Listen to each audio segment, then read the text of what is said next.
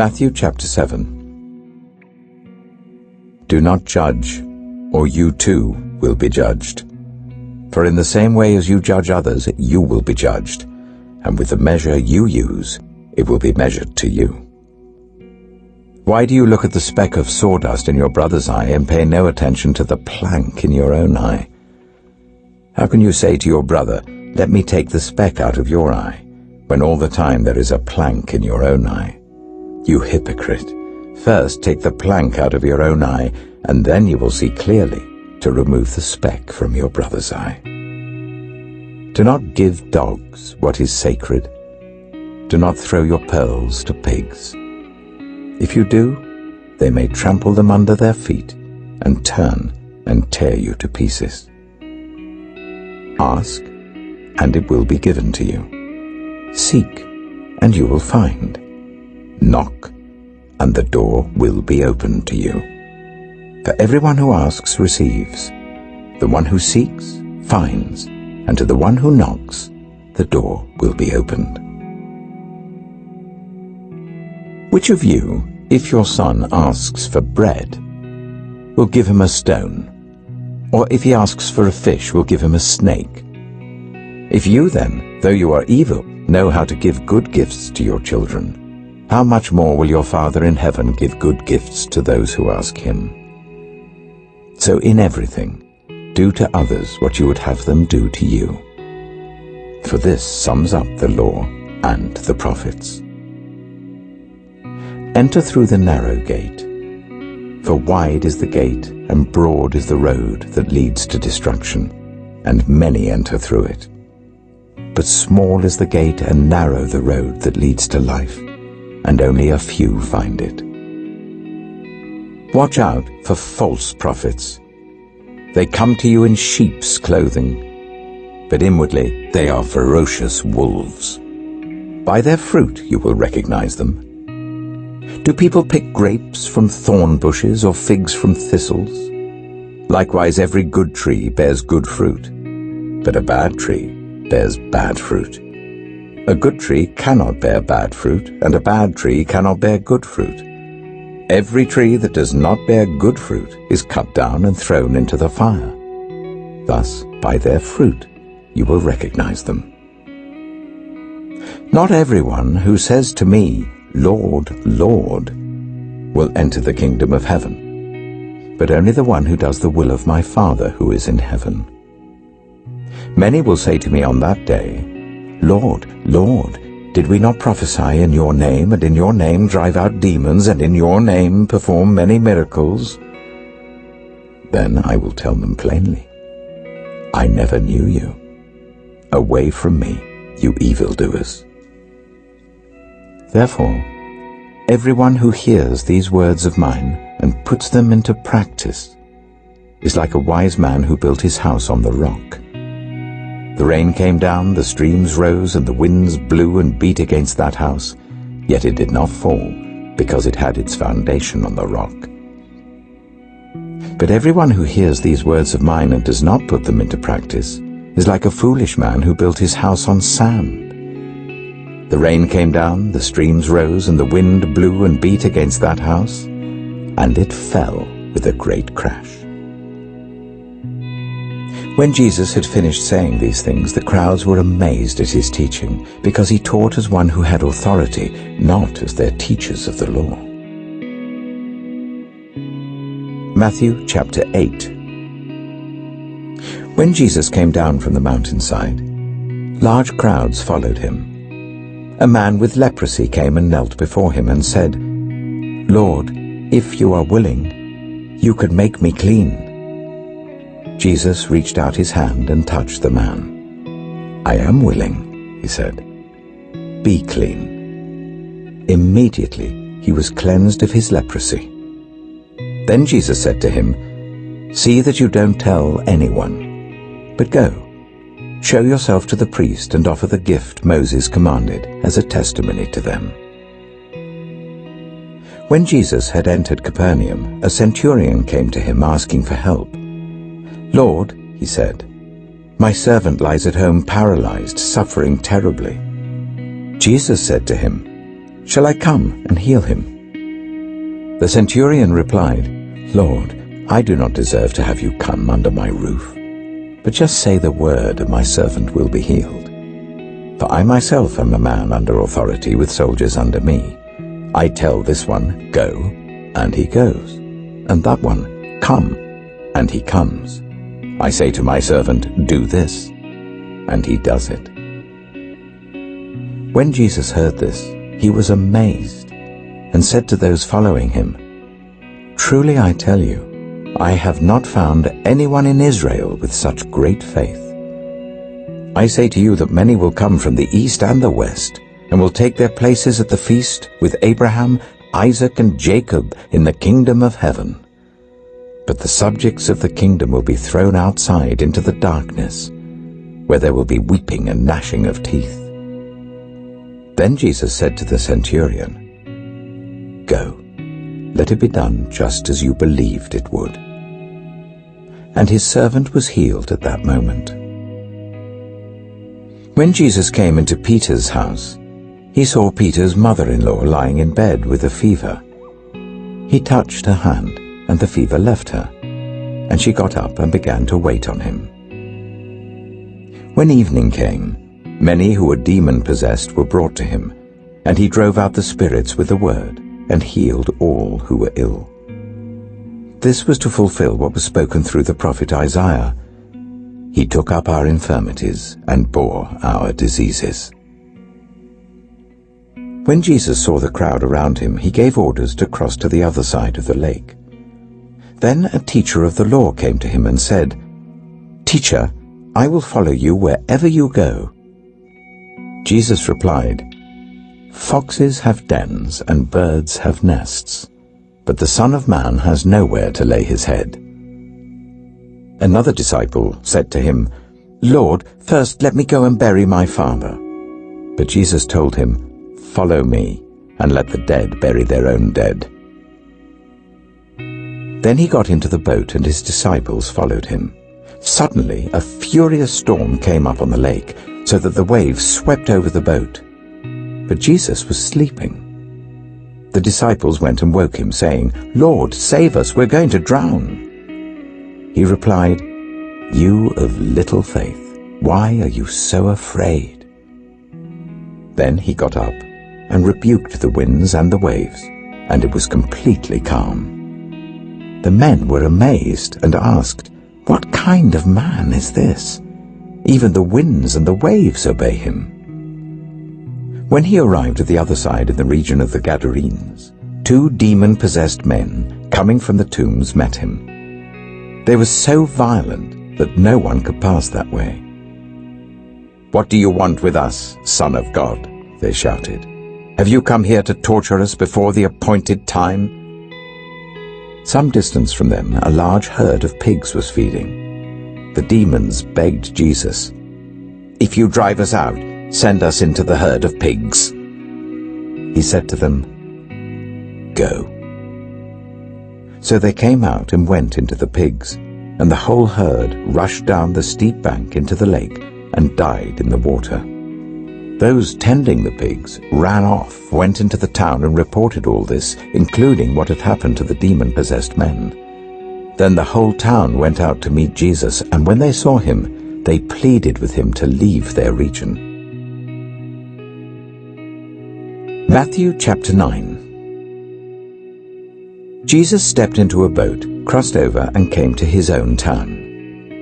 Some men brought to him a paralyzed man lying on a mat. When Jesus saw their faith, he said to the man, "Take heart, son, your sins are forgiven." At this, some of the teachers of the law said to themselves, "This fellow is blaspheming." Knowing their thoughts, Jesus said, "Why do you entertain evil thoughts in your hearts? Which is easier, to say, 'Your sins are forgiven,' or to say, 'Get up and walk'? But I want you to know that the Son of Man has authority on earth to forgive sins." So he said to the paralyzed man, "Get up, take your mat, and go home." Then the man got up and went home. When the crowd saw this, they were filled with awe, and they praised God, who had given such authority to man. As Jesus went on from there, he saw a man named Matthew sitting at the tax collector's booth. "Follow me," he told him, and Matthew got up and followed him. While Jesus was having dinner at Matthew's house, many tax collectors and sinners came and ate with him and his disciples. When the Pharisees saw this, they asked his disciples, "Why does your teacher eat with tax collectors and sinners?" On hearing this, Jesus said, "It is not the healthy who need a doctor, but those who are ill. But go and learn what this means. I desire mercy, not sacrifice. For I have not come to call the righteous, but sinners." Then John's disciples came and asked him, "How is it that we and the Pharisees fast often, but your disciples do not fast?" Jesus answered, "How can the guests of the bridegroom mourn while he is with them? The time will come when the bridegroom will be taken from them. Then they will fast. No one sews a patch of unshrunk cloth on an old garment, for the patch will pull away from the garment, making the tear worse. Neither do people pour new wine into old wineskins. If they do, the skins will burst. The wine will run out, and the wineskins will be ruined. No, they pour new wine into new wineskins, and both are preserved." While he was saying this, a synagogue leader came and knelt before him and said, "My daughter has just died, but come and put your hand on her, and she will live." Jesus got up and went with him, and so did his disciples. Just then, a woman who had been subject to bleeding for 12 years came up behind him and touched the edge of his cloak. She said to herself, "If I only touch his cloak, I will be healed." Jesus turned and saw her. "Take heart, daughter," he said. "Your faith has healed you."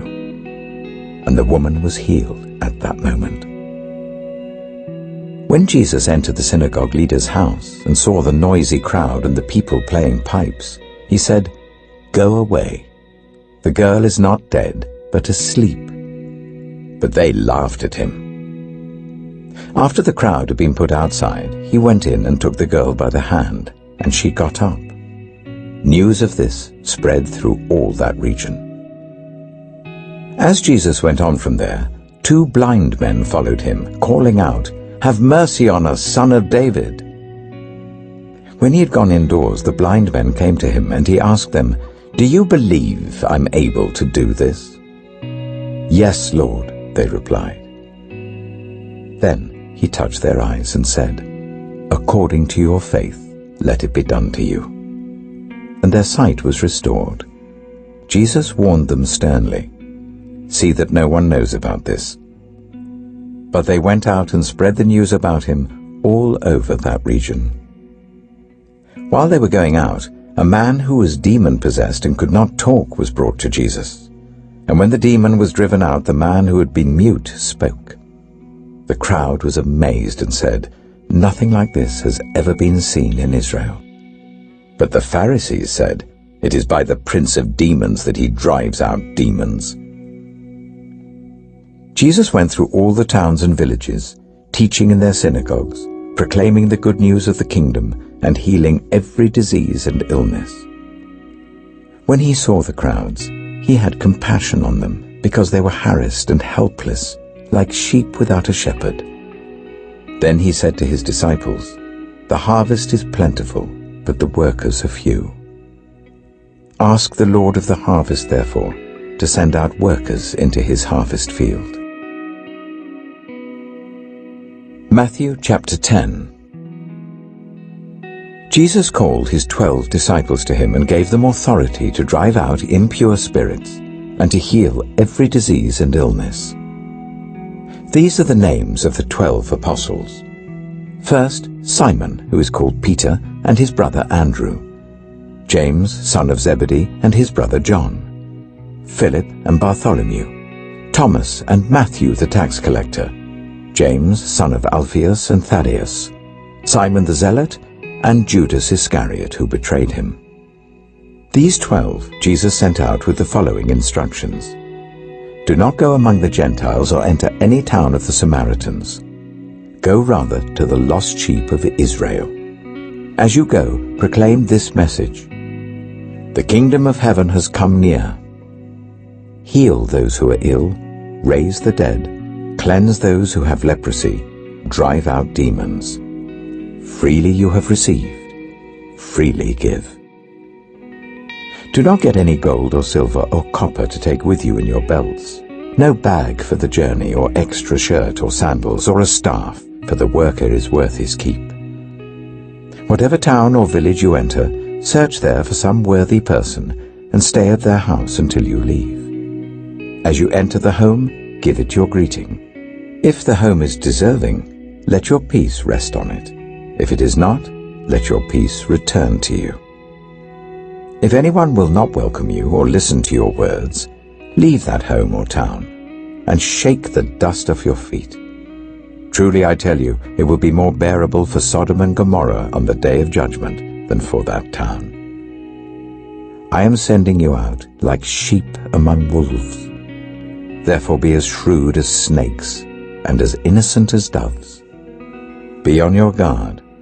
You will be handed over to the local councils and flogged in the synagogues. On my account, you will be brought before governors and kings as witnesses to them and to the Gentiles. But when they arrest you, do not worry about what to say or how to say it. At that time, you will be given what to say, for it will not be you speaking, but the Spirit of your Father speaking through you. Brother will betray brother to death, and a father his child.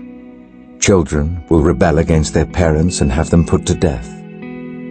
You will be hated by everyone because of me, but the one who stands firm to the end will be saved. When you are persecuted in one place, flee to another. Truly I tell you, you will not finish going through the towns of Israel before the Son of Man comes. The student is not above the teacher, nor a servant above his master. It is enough for students to be like their teachers and servants like their masters. If the head of the house has been called Beelzebul, how much more the members of his household? So do not be afraid of them, for there is nothing concealed that will not be disclosed, or hidden that will not be made known. What I tell you in the dark, speak in the daylight. What is whispered in your ear, proclaim from the roofs. Do not be afraid of those who kill the body but cannot kill the soul. Rather be afraid of the one who can destroy both soul and body in hell. Are not 2 sparrows sold for a penny? Yet not one of them will fall to the ground outside your Father's care. And even the very hairs of your head are all numbered. So don't be afraid. You are worth more than many sparrows. Whoever acknowledges me before others, I will also acknowledge before my Father in heaven. But whoever disowns me before others, I will disown before my Father in heaven. Do not suppose that I have come to bring peace to the earth. I did not come to bring peace, but a sword. For I have come to turn a man against his father, a daughter against her mother, a daughter-in-law against her mother-in-law. A man's enemies will be the members of his own household. Anyone who loves their father or mother more than me is not worthy of me. Anyone who loves their son or daughter more than me is not worthy of me. Whoever does not take up their cross and follow me is not worthy of me. Whoever finds their life will lose it, and whoever loses their life for my sake will find it. Anyone who welcomes you welcomes me, and anyone who welcomes me welcomes the one who sent me. Whoever welcomes a prophet as a prophet will receive a prophet's reward, and whoever welcomes a righteous person as a righteous person will receive a righteous person's reward. And if anyone gives even a cup of cold water to one of these little ones who is my disciple, truly I tell you, that person will certainly not lose their reward. Matthew chapter 11. After Jesus had finished instructing his 12 disciples, he went on from there to teach and preach in the towns of Galilee. When John, who was in prison, heard about the deeds of the Messiah, he sent his disciples to ask him, "Are you the one who is to come, or should we expect someone else?" Jesus replied, "Go back and report to John what you hear and see. The blind receive sight, the lame walk, those who have leprosy are cleansed, the deaf hear, the dead are raised, and the good news is proclaimed to the poor. Blessed is anyone who does not stumble on account of me." As John's disciples were leaving, Jesus began to speak to the crowd about John. "What did you go out into the wilderness to see? A reed swayed by the wind? If not, what did you go out to see? A man dressed in fine clothes? No, those who wear fine clothes are in kings' palaces. Then what did you go out to see? A prophet? Yes, I tell you, and more than a prophet. This is the one about whom it is written, 'I will send my messenger ahead of you, who will prepare your way before you.' Truly I tell you, among those born of women, there has not risen anyone greater than John the Baptist. Yet whoever is least in the kingdom of heaven is greater than he. From the days of John the Baptist until now, the kingdom of heaven has been subjected to violence, and violent people have been raiding it.